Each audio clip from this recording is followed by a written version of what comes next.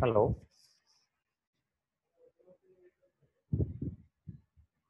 Hello, बाकी नहीं आया अब तक। बाकी कहाँ रह गए? चलो तब तक कल वाला जो हमने किया था, या फिर किसी को किसी ड्राइंग में कोई दिक्कत आई हो तो वो पूछ लो।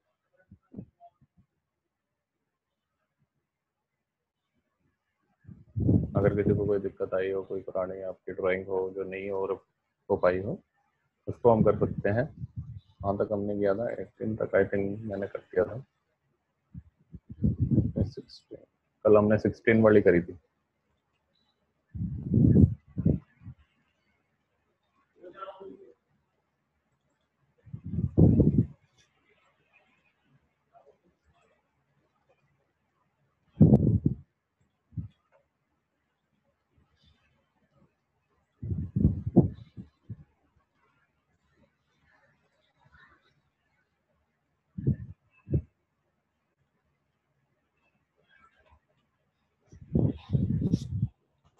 आई तो नहीं थी किसी को दिक्कत?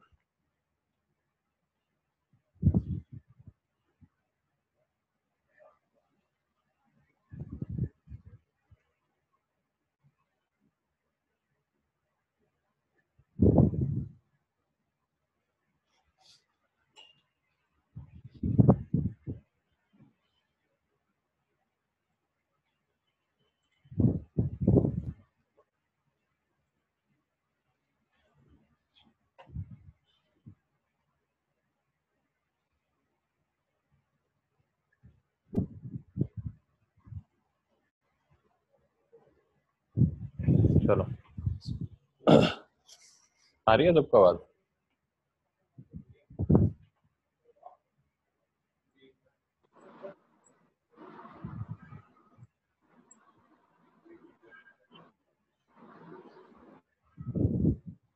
आ रही है ना सबको आवाज?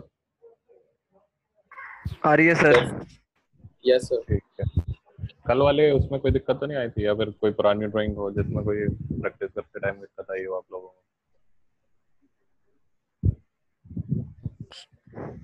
सर बनाई अभी थोड़ी थोड़ी बना रहे हैं जैसे बन रही है। अच्छा, ठीक है। चलो, जो मैंने पुरानी वाली दी है, मतलब अभी तक वो पूरी नहीं हुई ना। ठीक है, अगर करते रहना उसमें प्रैक्टिस, अगर कोई दिक्कत आएगी तो मेरे को बताना। ठीक है। ठीक है सर। ओके। तो चलो, आज हम करेंगे जो हमारी कुछ बची हुई कमांड्स है उनको करते हैं। सबसे पहले तो यहाँ पे हम नीचे जाएंगे। ये नीचे वाले जो ऑप्शंस है आपकी स्क्रीन पे आपको दिख रहे होंगे, यहाँ पे नीचे कुछ ऑप्शंस होते हैं आपके, जैसे कुछ तो हमने करे हुए हैं लेकिन सारे नहीं करे हुए हैं। तो वो वाले ऑप्शंस के बारे में आज हम जान लेंगे जो आपके यहाँ पे 2D में यूज होते हैं। ठीक है, 3D वाले अभी नहीं करेंगे हम, क्योंकि 3D वाले जो है आपके 3D में ही यूज होंगे। ठीक है, तो यहाँ पे करते हैं हम।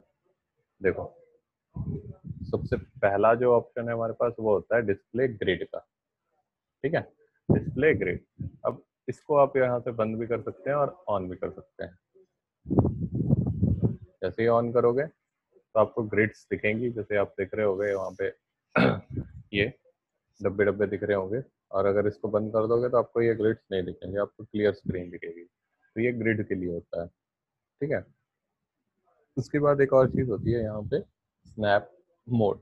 इसके लिए शॉर्टकट क्या है? F9। देखो, इसके साथ शॉर्टकट भी वो बता रहा है। F7 किसके लिए? ग्रिड को ऑन ऑफ करने के लिए। और स्नैप मोड में ऑन ऑफ करने के लिए क्या है? F9। अब स्नैप मोड का क्या मतलब होता है? देखो, आप जो भी चीज़ बना रहे हो, सपोज मैंने इस तरह से बनाई कोई चीज़। ठीक है, अब यहाँ से मैं क्या करता हूँ, स्नैप मोड ऑन कर लेता हूँ। तो स्नैप मोड में क्या होता है कि जब आप किसी इसकी एक बार आप राइट क्लिक करके सेटिंग्स भी निकाल सकते हैं। तो देखो, यहाँ पे अगर आप देखोगे सेटिंग्स में, स्नैप ऑन F9। अब देखो, स्नैप में एक्स स्पेसिंग और वाई स्पेसिंग में दे रखा है 10 और 10 डिफरेंस। ठीक है, अब ये 10-10 का डिफरेंस का मतलब क्या है? स्नैप का मतलब होता है खींचना, या फिर जैसे आप स्नैप पिक्चर को भी बोलते हो, तो उसी तरह से होता है कि ये किसी चीज को पकड़ता है। कैसे पकड़ेगा?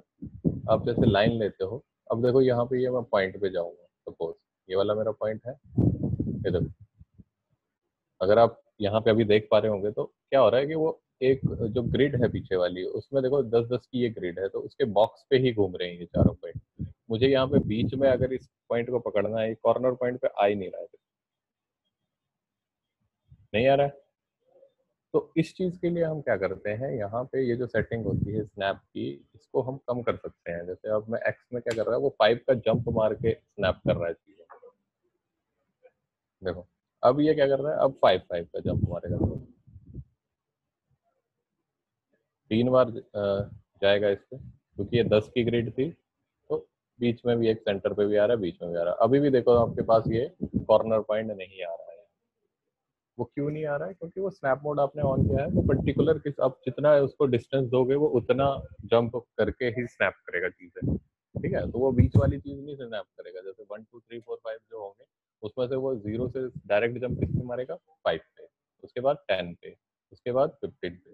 तो 5 स्नैप का मतलब यही है, ये एक्स एक्सिस में भी और वाई एक्सिस में भी, दोनों एक्सिस में हो सकता है। अगर आप इसको बंद कर दोगे फिर चूज करोगे तो वो आप बीच में भी जा सकते हो, कितना भी देखो इस लाइन के ऊपर पूरा जा सकते हो।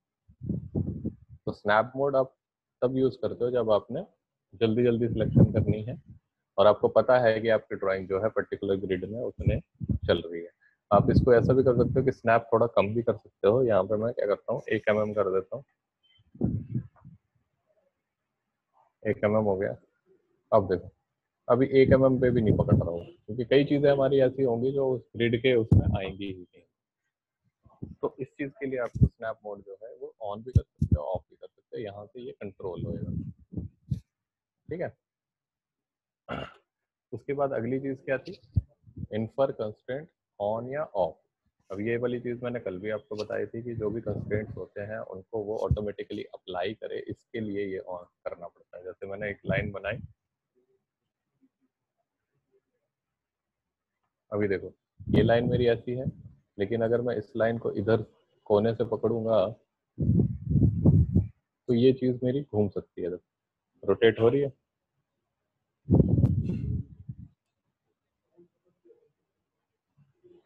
ठीक है, ये चीज मेरी रोटेट हो रही है। लेकिन इन्फर कंस्ट्रेंट में क्या होगा, अब मैं एक लाइन बनाता हूँ इन्फर कंस्ट्रेंट लगा के। जैसे ही मैं इन्फर कंस्ट्रेंट लगाऊंगा, इसके ऊपर एक हॉरिजॉन्टल का यहाँ पे आपको दिख रहा होगा, देखो हॉरिजॉन्टल लिख के आ जाएगा। तो हॉरिजॉन्टल का मतलब क्या है कि इस लाइन के ऊपर एक कंडीशन लगा दी गई है कि आपने हॉरिजॉन्टल ही रहना है।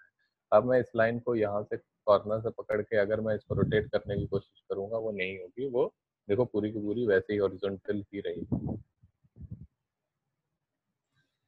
ठीक है, तो ये चीज होती है आपकी। अगर मैं देखो इन्फर कंस्ट्रेंट के बिना चीज बनाऊंगा तो ये चीजें आपस में जुड़ी नहीं है। लेकिन यही चीज मैं इसके साथ बनाऊंगा तो वो आपस में जुड़ी हुई होगी। इन दोनों के बीच में यहाँ पे कोइंसिडेंट का कंस्ट्रेंट लगा होगा, देखो मतलब एक पॉइंट पे ये दोनों लाइन आके ज्वाइन कर रही है। अब मैं इसको अगर यहाँ से हिलाऊंगा तो दूसरी वाली लाइन जो है वो भी इसके साथ साथ में चलेगी।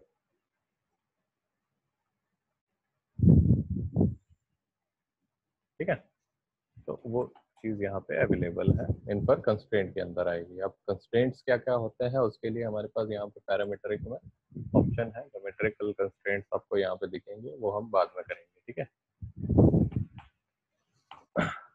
फिर आता है डायनेमिक इनपुट। अब मैं इसको बंद कर देता हूँ। डायनेमिक इनपुट आपको मैंने पहले ही बता रखा था कि अगर आपने डायरेक्टली रिलेटिव कोऑर्डिनेट्स के ऊपर जब करना है तो आप डायनेमिक इनपुट ऑन कर सकते हो। और डायनेमिक इनपुट का एक और मतलब होता है कि आप जो भी चीज, आपको भी कोई भी कमांड यूज करेंगे उसके लिए जो जो इनपुट होगा वो आपको स्क्रीन पे दिखेगा, तो आप वहीं से उसको प्लेस कर सकते हो। जैसे देखो यहाँ पे दिखाई दे रहा है वो अभी कौन सा पॉइंट है वो दिखा रहा है। अगर वो आप लेंथ करोगे तो वो भी दिखाएगा, कोई एंगल पे जा रहे होगे तब भी दिखाएगा। ये देखो एंगल भी दिखा रहा है 51 डिग्री। ठीक है, तो ये चीज आपकी कहाँ से कंट्रोल होगी, डायनेमिक इनपुट से। अगर इसको बंद कर दोगे तो ये चीजें आपको नहीं दिखेंगी। अगला क्या है, ऑर्थो मोड। ऑर्थो मोड का मतलब क्या होता है कि आपने जब भी आपको स्ट्रेट लाइन चाहिए तो आप ऑर्थो ऑन कर लोगे। F8 से ऑन होता है या फिर आप यहाँ से भी ऑन कर सकते हो। ये किया मैंने, अब स्ट्रेट ही जाएगी। अगर मैं कहीं पे इधर भी कर्सर लेके जाऊंगा तब भी वो स्ट्रेट ही लाइन बनाएगा। ठीक है, तो ये चीज़ आपकी होती है ऑर्थो मोड। तो ये 4 हमारे हो गए। उसके बाद आता है हमारा पोलर ट्रैकिंग। ठीक है, पोलर ट्रैकिंग का क्या मतलब होता है, देखो हाँ, ये देखो यहाँ पे अगर आप देखोगे 5, 10, 15, 20 अलग अलग ऑप्शन है। 10, 20, 30, 40, 15, 30, 45, 18 ऐसे करके अलग अलग ऑप्शन है। मतलब ये क्या है, ये बेसिकली आपके हैं एंगल्स के लिए। जब आप किसी लाइन को लगाते हो, अब देखो लाइन को लगा रहे हो और मैं डायनेमिक इनपुट जो है वो बंद कर दूँ। अभी वो ऑन नहीं है, सॉरी, डायनेमिक इनपुट को भी ऑन करता हूँ, इसको भी ऑन कर देते हैं। ठीक है, अभी कौन सा ऑन है, 5, 10, 15, 20। ओके, ये वाला ऑन है। अब मैं लाइन लेता हूँ और जैसे ही मैं लगाऊंगा, देखो अभी 35 डिग्री एंगल दिखा रहा है। अगर मैं थोड़ा सा ऊपर करूंगा 40 दिखाएगा, फिर 45, 50, तो 5-5 के गैप पे ये एंगल दिखाता रहेगा मुझे। अगर 125 है तो 126 नहीं दिखाएगा, अगला एंगल कौन सा दिखाएगा, 150। इस चीज को बोलते हैं